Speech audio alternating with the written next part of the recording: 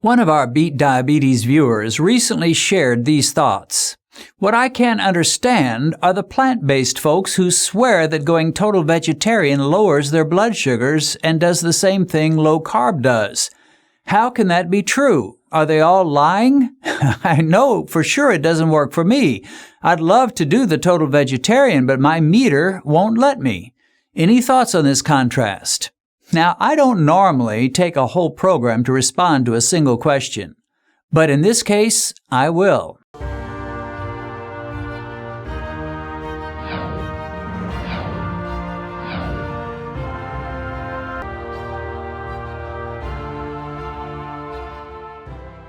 One of the perplexing things to many people who found victory over diabetes through a keto or low-carb diet is we hear about these reports from some folks who talk about a similar victory through eating what sounds like almost the exact opposite diet, which is a relatively high-carb, very low-fat, plant-based diet.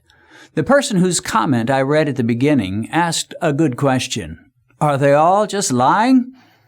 The short answer is no, I really don't believe that they are lying, at least most of them, but there are some issues and questions that need to be discussed. Now, I'm not talking about achieving results through a vegetarian or vegan low-carb diet. That can definitely be done. The only problem with that is you end up with the most restrictive diet that there is, and your food choices become extremely limited. But you tend to eat a lot of salads and soy products, and people get by that way. What I'll be discussing in this video are those folks who cut their fat way down and boast about being able to eat all the carbs they want, in fact, a very, very high-carb diet. There are a couple of questions associated with this. Number one, is it even possible? Two, is it ideal? And three, how can this be? We know that carbs raise blood sugar, and that can be proven by anybody with a $20 blood sugar meter and a bag of corn chips. So how in the world can people say that they eat a plant-based, high-carb, low-fat diet and see improvement in their diabetes or even a total reversal of their diabetes? I want to give you several things to think about. First, the reason for their success in getting better blood sugar control is not what they love to tell you. It's not because by eliminating fat, no fat therefore collects in our cells, and insulin resistance is no longer possible. That is a myth that can be disproved by anybody who can read. If this were true, no low-fat vegetarians, no low-fat vegans would ever get diabetes, and that just ain't so. Low-fat vegetarians and vegans get diabetes along with everybody else, and sometimes much sooner than most. India is a vegetarian country with a number of vegans, and diabetes is raging there like a forest fire. And yet the vegans will all tell you the same thing, in the same words, in fact. It's as though they've received their talking points from the same low-fat guru, and they'll pick up their little card out of their pocket, and they'll tell you, when you eat fat, the fat goes into your blood and then goes into your cells. The cells become full, and you become insulin resistant. Got it? At least that's what they'll tell you. They somehow miss the point that when you eat low-carb and high-fat, your triglycerides will plummet.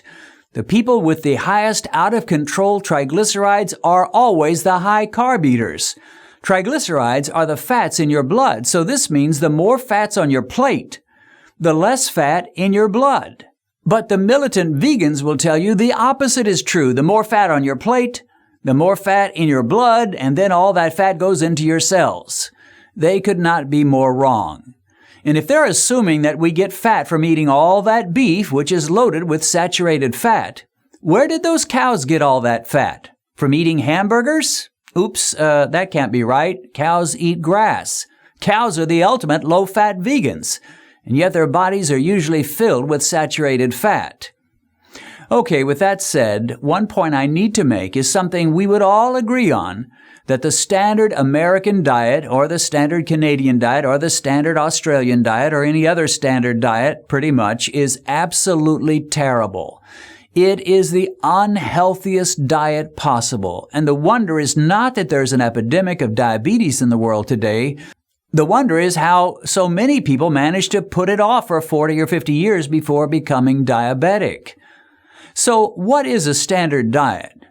Well, that's essentially a diet where you eat whatever you want, whenever you want, and as much as you want. In other words, there are no controls, no limits, no rules. Just dig in and enjoy whatever is available. What this tends to look like for most people is that they end up eating a very high-carb diet plus often a very high-fat diet at the same time, which is the worst possible combination. They eat tons of sugar, they eat all kinds of processed, unnatural, perverted, modified foods, and day by day they poison themselves. This diet is so awful and so detrimental to good health that anytime you move to almost any other diet at all, whether it's a vegan diet, a keto diet, a paleo diet, a Mediterranean diet, a Weight Watchers diet, or any other diet, you're almost surely going to see some improvement in your health and typically some significant weight loss as well. After all, nearly every diet is going to demand that you give up some foods, or at least eat less than you did before. In most cases, entire categories of foods that you used to enjoy are no longer allowed. The result is you will lose weight, and many markers of health will improve. So, for a soda-guzzling, candy bar-eating, ice cream-gorging glutton to suddenly go to a strict plant-based diet where no sugar is allowed and processed food is banned, it would be very strange if he did not see some improvement in his health and even in his A1C. In most cases, a plant-based diet is a low-carb diet compared to the standard diet. When you give up all candy, all sugary desserts, all sodas and donuts and so forth, even if you are eating a few more bananas and apples, still your total carbs will almost surely decrease. Another factor is that natural is always superior to unnatural. So someone who goes plant-based and is determined to eat natural foods and stay away from highly processed foods is doing some good for themselves. Now here's something else to consider. Anyone who's determined to go to a new diet in order to overcome diabetes will usually make several changes all at once. One guy wrote me a note and told me how he had beaten diabetes by a vegan diet. But then he went into detail about the changes he had made. As I recall, he totally did away with all sugar. He lost a lot of weight. He started exercising regularly, plus he cut out meat, dairy, and eggs, and I think he made one other change. He was wanting to give all the credit to his vegan diet, but in truth, when you change that many things in your lifestyle, it's totally impossible to say which of those changes had the most impact. Let me ask you a question.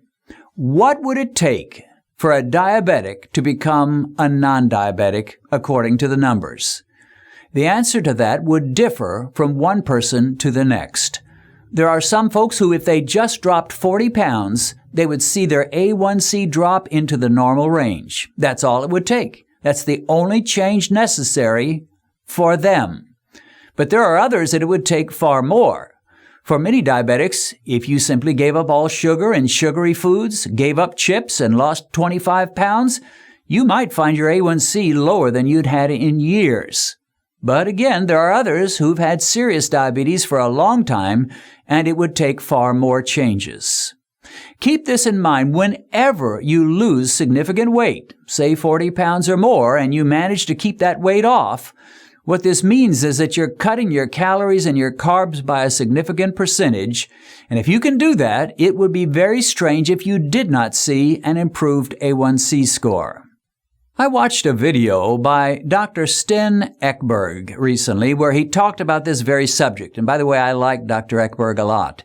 He played a few video clips done by a guy named Cyrus who has a diabetes channel he calls Mastering Diabetes. He shared one fascinating aspect of Cyrus's talk.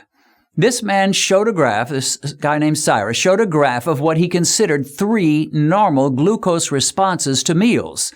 One response was with a high-carb meal, another was with a high-carb plus a high-fat meal, and another with a high-carb plus a high-protein meal.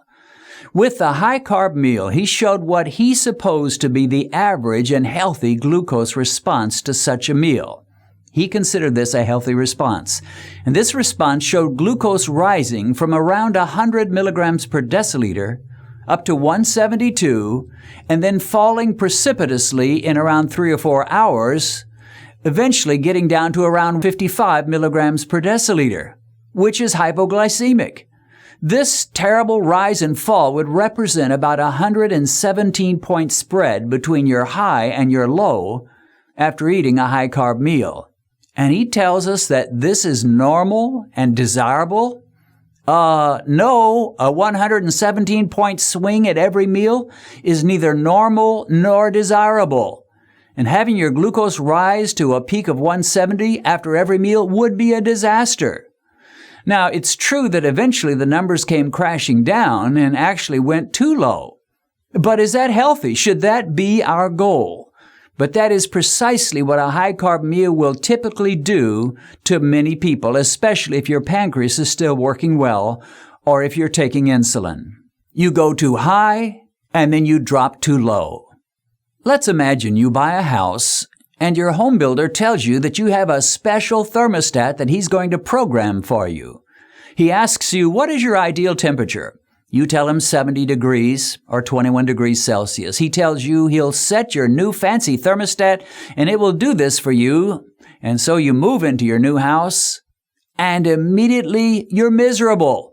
The furnace will kick on and burn you up as it brings temperatures up to a high of 110, 43 degrees Celsius. And then when it hits 110, soon the air conditioner will come on and drive the temperature down to below freezing, maybe 30 degrees, which would be -1 Celsius.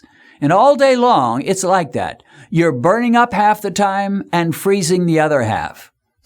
You can't take that and you go to your builder and you protest. What in the world is going on with this thermostat? Half the time I'm freezing and the other half of the time I'm burning up. What have you done? He checks the records on your house, he averages the temperatures, and says, I gave you exactly what you asked for. When I averaged out the temperatures in your house, I found out it comes to an exact 70 degrees, 21 Celsius. Well, your average temperature may be just fine, but the reality is you're totally miserable. It's not natural, not healthy, and definitely not pleasant to go from burning to freezing to burning to freezing. That's just crazy. And yet that is exactly what some of the high-carb eaters are doing to themselves. Their A1C, which is an average score, may look pretty good, but much of the time their glucose is either too high or too low. And on top of that, their constant glucose crashes are making them hungry all the time, and they have to eat every few hours just to feel okay. Your A1C score is an average of your glucose levels, and it will surely tell you when things are getting way out of hand. But usually, you're a huge mess long before your A1C score goes south. When I was having my blood sugar problems, even to the point of fainting, and was forced to eat every few hours just to keep my glucose from crashing, my A1C score read non-diabetic, normal. But I was a total mess, and I was developing all sorts of complications as a result of rising and falling blood glucose and constant excess insulin surging in my body. I had terrible arthritis in my hands at the age of 40. I had irritable bowel syndrome. I had frozen shoulders, and later I experienced several urinary tract infections. Now, I could have looked at my A1C and gone around bragging how my diet has helped me to stay non-diabetic. But the truth was, I was a metabolic mess. I was falling apart. So just because you have your A1C out of the diabetic range does not mean you're free from problems. And you're a shining testimony for the plant-based high-carb diet.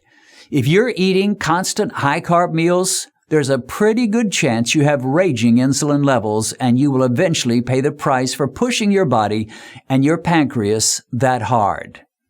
Suppose you drove your car constantly with either your accelerator flat out or your brakes screeching to slow you down. Start and stop, start and stop, start and stop. Your foot is either pushing the accelerator to the floor or else mashing the brake pedal down as hard as you can mash it to avoid an accident. How long do you think your car would last driving it like that? Not long, my friend. There is a nice little word called moderation, and people function better living moderately in most situations. Now, when you're fighting for your life against diabetes, you should not be moderate. You should be aggressive, be radical, be vicious against this bully. But when it comes to how you treat your body, You should be moderate, gentle, and kind to your body. It's the only one we've got. There is no spare. It's interesting that this low-fat, high-carb guy like Cyrus of Mastering Diabetes admits that low-carb, high-fat diets work. In fact, he says they provide these benefits.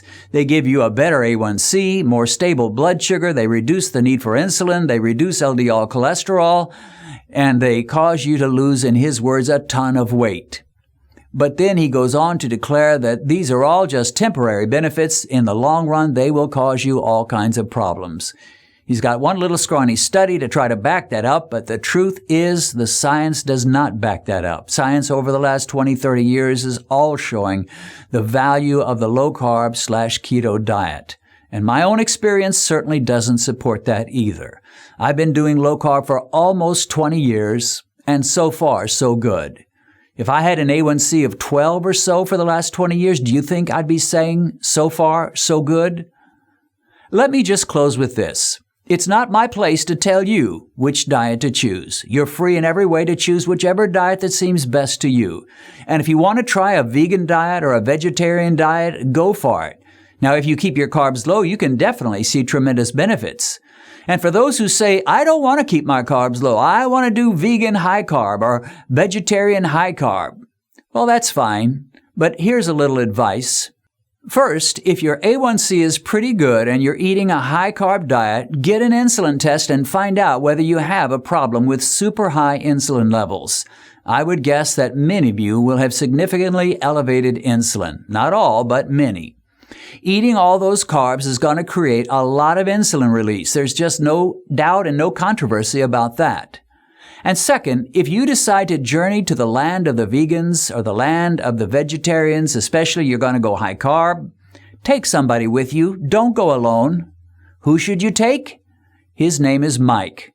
Mike the blood sugar meter. Take Mike with you and let him be your guide. And if he tells you your spikes are too high, listen to him. If he tells you that your glucose is falling way too low several hours after a high carb meal, consider what he says. In fact, wherever you go, if you travel internationally, if you go to an Italian restaurant, or you're just going to Mama's house to eat one of her special lasagna dinners, take Mike with you. Come to think of it, that would be a great slogan for all diabetics all over the world. Take Mike with you.